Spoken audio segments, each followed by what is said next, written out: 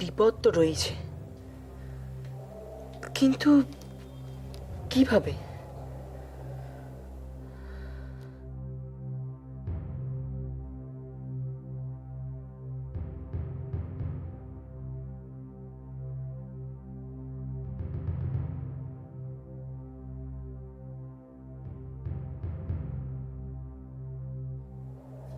দক্ষিণ ভারত, দক্ষিণ ভারতে দেখতে পাচ্ছি প্রচুর অপশক্তি সঞ্চিত রয়েছে।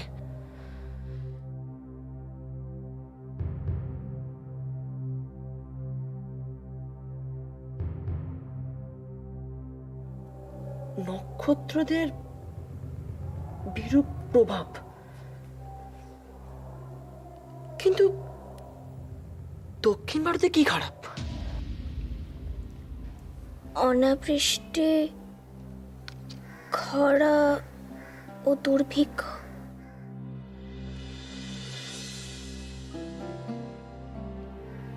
দক্ষিণ ভারতে তো দেখছি প্রবল দুর্যোগ ঘনিয়ে আসছে।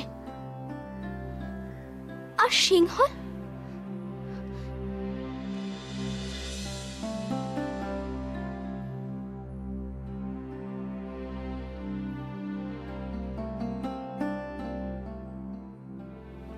না, দক্ষিণ ভারতের দুর্যোগের কোনো প্রভাব সিংহলে পড়বে না। তাহলে বিপদটা কি? কিচ্ছু বুঝতে পারছি না। ইস, যদি খনা থাকতো তাহলে দুজনে মিলে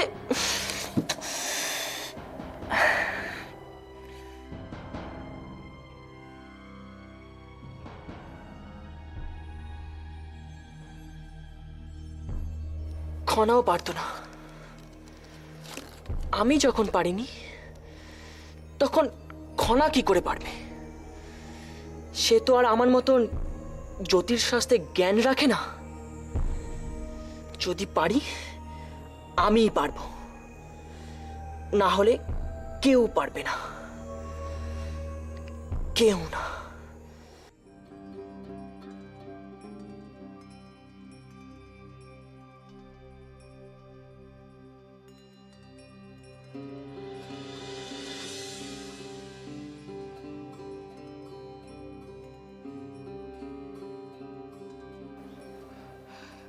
কি হয়েছে খনা?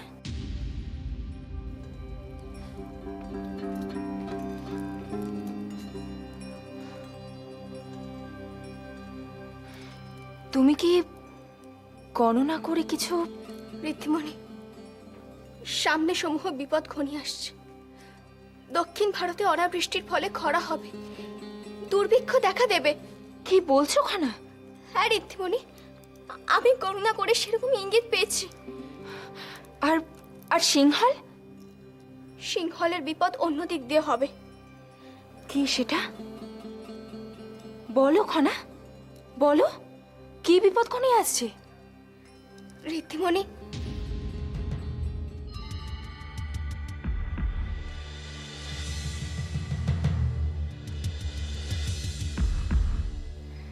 হ্যাঁ যশোধরা, তুমি কি জানো যে অত্যন্ত একজন ভয়ঙ্কর নারী, ডাকিনী বিদ্যায় অত্যন্ত পারদর্শী কর্ণিমা, ওদের কালাব্রায় ডাকিনী বিদ্যা অত্যন্ত প্রচলিত, সবাই জানে।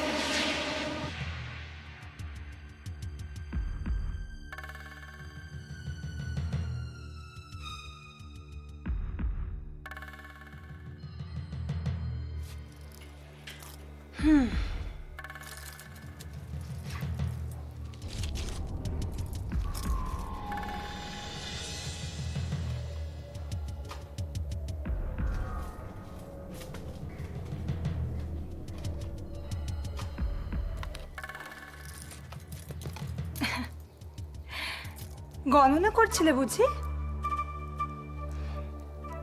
হ্যাঁ। তো কি গণনা করলে?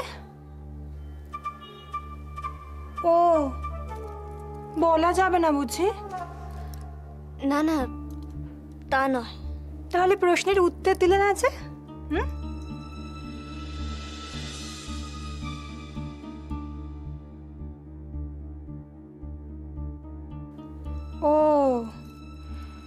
যাক, বলতে হবে না, শুধু আমাকে এটুকু বলো তো, গণনার ফল খারাপ না ভালো? আমার গণনা এখনো সম্পূর্ণ হয়নি। ও তাই নাকি?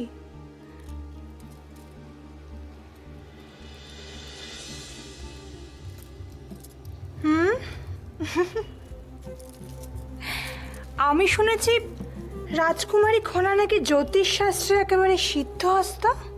হ্যাঁ, আর জ্যোতিষ চর্চা করে ভূত ভবিষ্যৎ সব জানা যায়।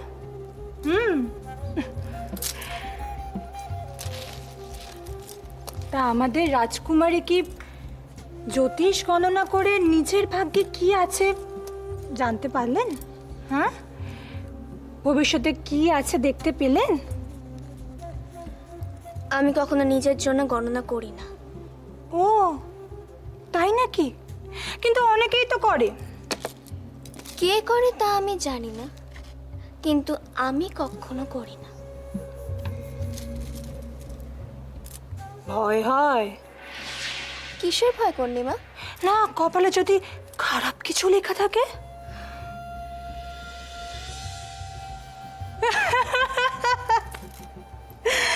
মজা করছিলাম। সমৃদ্ধি, সেদিন যশোধরার সামনে ওসব কথা বলে ফেললাম বলে তুমি কিছু মনে করনি তো? না, আমি না চাইনি জানো বলতে, কি করে মুখ ফসকে সব কথা বেরিয়ে পড়লো। ইস, আমি বুঝতে পারছি তোমার মন খারাপ তো হতেই পারে, কিন্তু পূর্ণিমা, আপনি কি মন থেকে দুঃখ প্রকাশ করছেন? সন্দেহ হচ্ছে তোমার? বিশ্বাস করো, আমি সত্যি দুঃখিত। যদি তাই হয় তাহলে আপনি আমাকে কথা দিন, আর কোনোদিনও আপনি বাবার প্রাসাদে দাঁড়িয়ে ঋদ্ধিমণির সঙ্গে খারাপ ব্যবহার করবেন না। কথা দিন। কথা দিলাম আমি খনা, তুমি নিশ্চিন্ত থাকো, এরকম ভুল আমার আর কোনোদিনও হবে না। হ্যাঁ সমৃদ্ধি, এরকম ভুল আমার আর কোনোদিনও হবে না, সত্যি বলছি।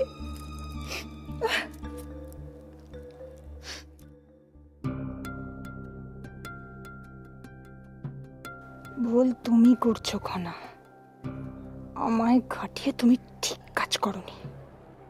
তুমি আমায় বাবার প্রাসাদ দেখাচ্ছ, তাই না? আমি তোমায় কি দেখাবো তা তুমি ভাবতেও পারছো না। ভাগ্যিস নিজেকে নিয়ে গণনা করো না, না হলে নিজের ভাগ্যে কি লেখা আছে জানলে এতক্ষণ তুমি বাক শক্তি হারাতে।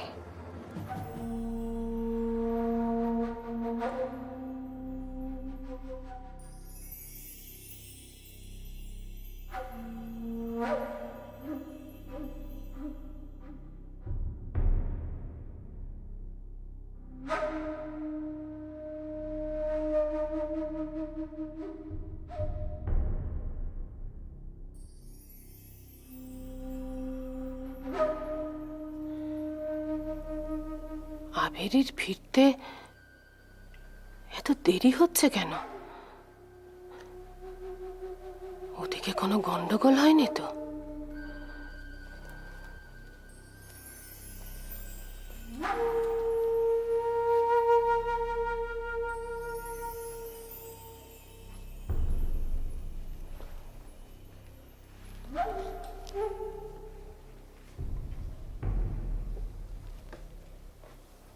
সমৃদ্ধির কাছে আভেরির ক্ষমা চাওয়াটা খুব দরকার, না হলে আমাদের অনেক হিসেব ওলট পালট হয়ে যাবে।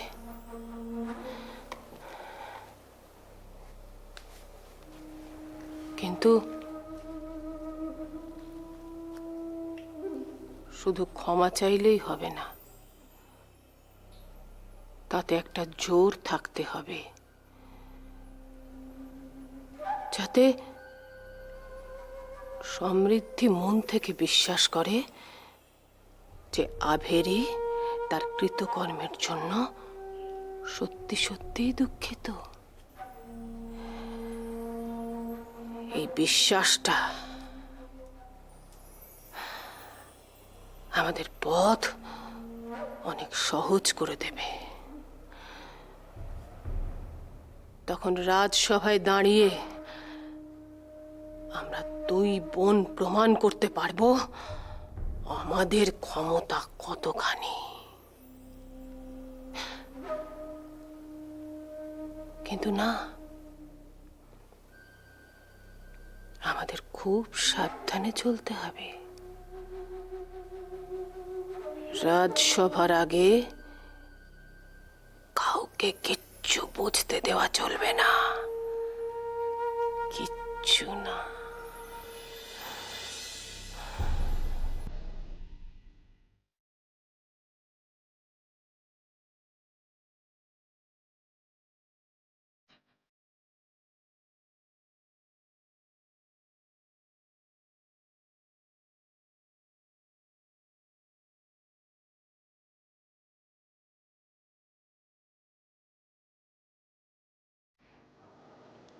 দেখলে, শেষ পর্যন্ত কর্ণিমা ঋদ্ধিমণির কাছে ক্ষমা চাইল।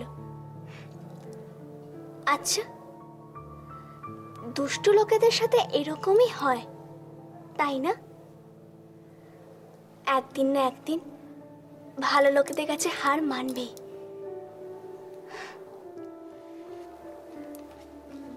আজ আমি খুব খুশি হয়েছি, কিন্তু কিন্তু সিংহলের বিপদ তো বাইরে থেকে ঘনিয়ে আসছে। তাহলে তাকে ঠেকাবার কিছু তো একটা ব্যবস্থা করতেই হবে।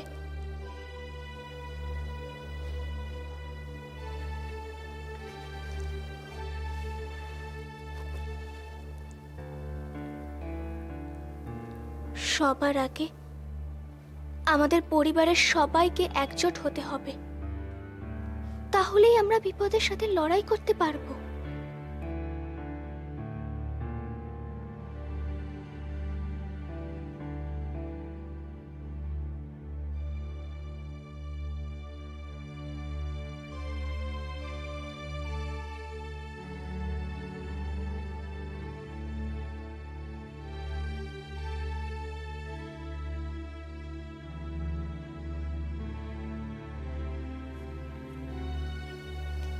পুরো ব্যাপারটাকে জয়মকে একবার জানাবো।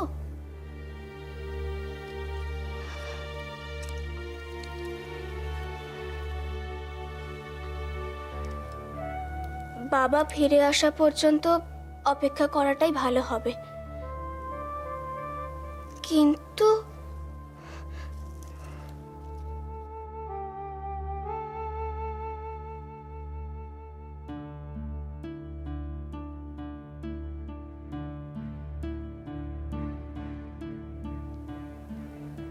সবার আগে বোধহয় মিহিরের সঙ্গে কথা বলাটাই আমার উচিত হবে।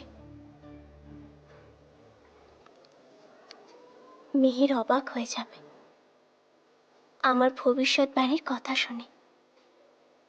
ও আমাকে বলবে, বাহ খনা, তুমি এত তাড়াতাড়ি গণনা করে ফেললে।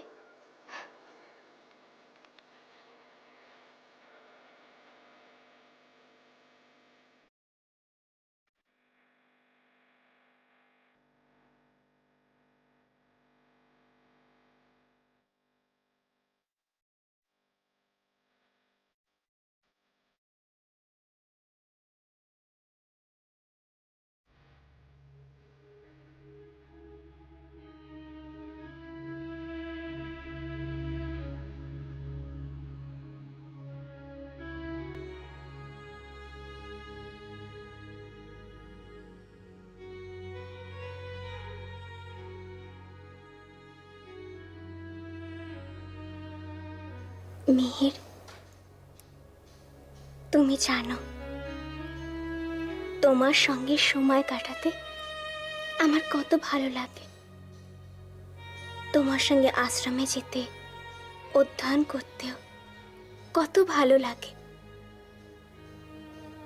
আর দুজনে মিলে একসাথে গণনা করতেও খুব ভালো লাগে। অবাক হয়ে গেলে যে? তোমরা তো আমার মনের সব কথাই জানো। তাহলে কখন যে সকাল হবে এখন শুধু তার অপেক্ষায়। মনে হচ্ছে ছুটে গিয়ে এক্ষুনি মিহিরকে আমার ঘটনার সব কথা জানিয়ে দিই।